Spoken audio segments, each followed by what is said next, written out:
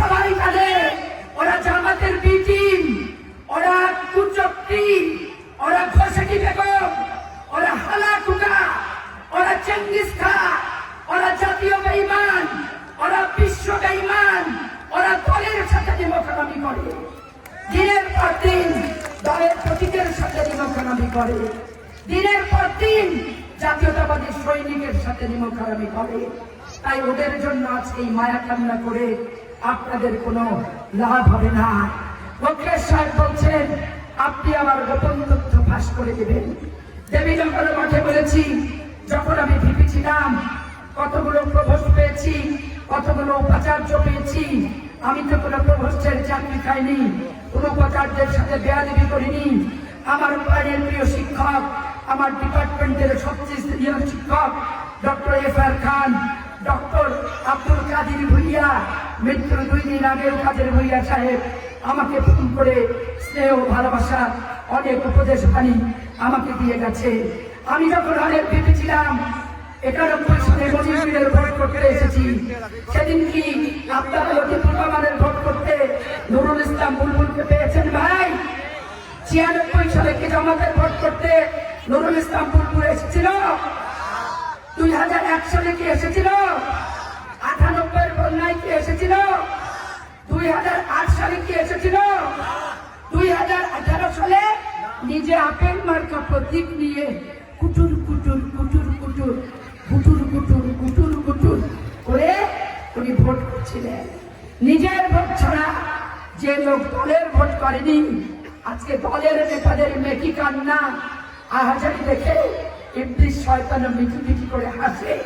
যেগুলো সব তারা যা করছে ভণ্ডামি করছে। নুরুল ইসলাম বুলবুল নেতা হচ্ছে ঢাকা, নুরুল ইসলাম বুলবুল ভোটার হচ্ছে ঢাকা। আমি পাপিয়া রানীহাট ইউনিয়নের ভোটার, আগেও ছিলাম, এখনো আছি, মৃত্যুর পূর্ব মুহূর্ত পর্যন্ত থাকবো।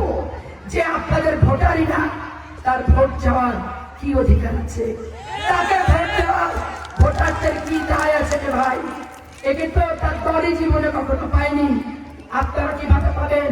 এখন উনি ফাটাই যাইছে, মাঠে যাইছে, বাগুনের ভুইয়ে যাইছে, কইছে আমি নুরুল ইসলাম বুলবুল, আমাকে একবার দেখেন। এদেরকে তো 30 বছর দেন। হারুন এমপি 30 বছর কেন? জীবনে যতদিন বেঁচে থাকবে এই সুন্দরবন ইউনিয়নের এই কালীনগর হাতে কোন মানুষের ভোট দিতে কোনো কষ্ট লাগবে না, খারাপ লাগবে না। আজকে দেশের নেত্রী বেগম খালেদা জিয়া, আমার প্রাণের প্রিয় নেত্রী, যে নেত্রী আমার বিয়ে নিয়ে হাত ধরে আমাকে বলেছিল হারুনকে তোমার হাতে তুলে দিলাম, চাঁপাইনবাবগঞ্জে কখনো বিএনপি জিতেনি, তুমি চেষ্টা করে বিএনপিকে জিতাতে পারলে তুমি হবে আমার প্রকৃত মেয়ে, তুমি হবে আমার প্রকৃত কর্মী, তুমি হবে আমার প্রকৃত প্রত্যাশার পরিপূর্ণ করার একজন সদস্য সমর্থক। সেদিন আমার 94 সালে 4 ফেব্রুয়ারি বিয়ে হয়েছিল। ডিসেম্বর মাসে অনুষ্ঠানের পরে এই চট্টগ্রামের মতো বাড়িতে আমি 2 বছর থেকে গেছি। গান্ধীনগর থেকে শুরু করে, সুন্দরপুর থেকে শুরু করে, চরপাকপাড়া থেকে শুরু করে, নারায়ণপুর থেকে শুরু করে, আদাতুলি থেকে শুরু করে চরাঞ্চলের মানুষের সাথে আমার বাড়ির সম্পর্ক, আমার বাড়ির সম্পর্ক, আমার রক্তের সম্পর্ক, আমার প্রাণের সম্পর্ক একদিনে কিন্তু তৈরি হয়নি। হারুন এমপি হয়ে উপযুক্ত এমপি হতে পারবে কিনা কালীনগরের মানুষ আপনারা যাচাই বাছাই করেই কিন্তু নিয়েছিলেন।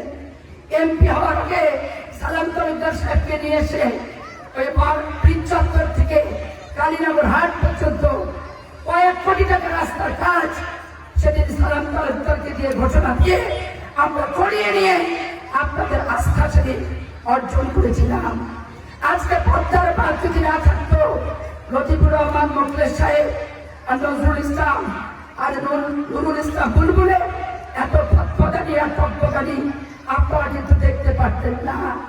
আজকে পদ্মার বাঁধ ছিল জন্য ভাঙন বন্ধ হয়েছে।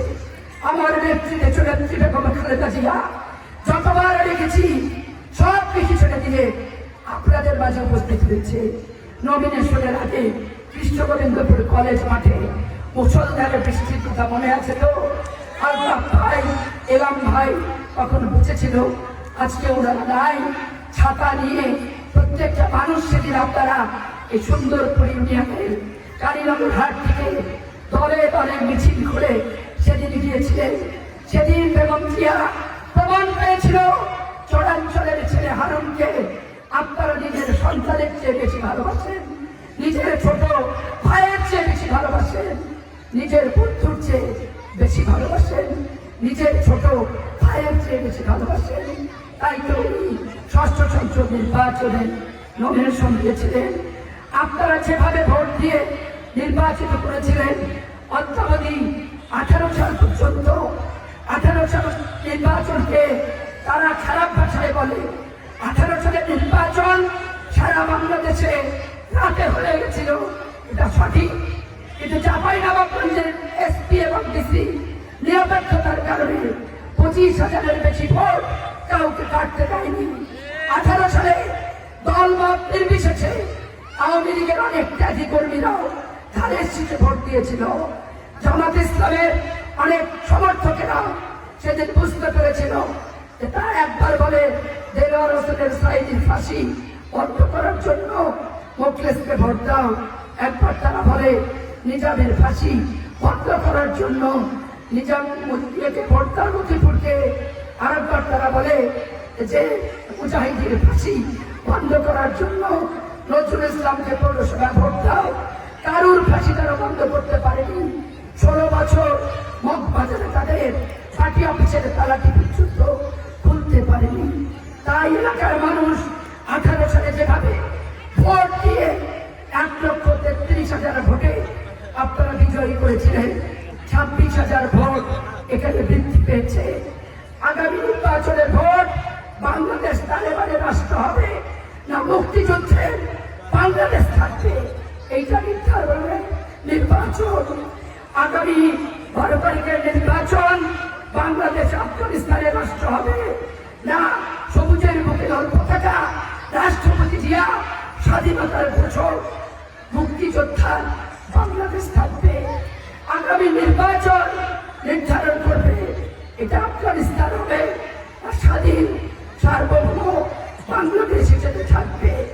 আজকে সবাইকে 12 তারিখের নির্বাচনে জামাত পায়ে পা দিয়ে গন্ডগোল করার চেষ্টা করবে, কিন্তু আমাদেরকে সাবধান হতে হবে, সচেতন হতে হবে।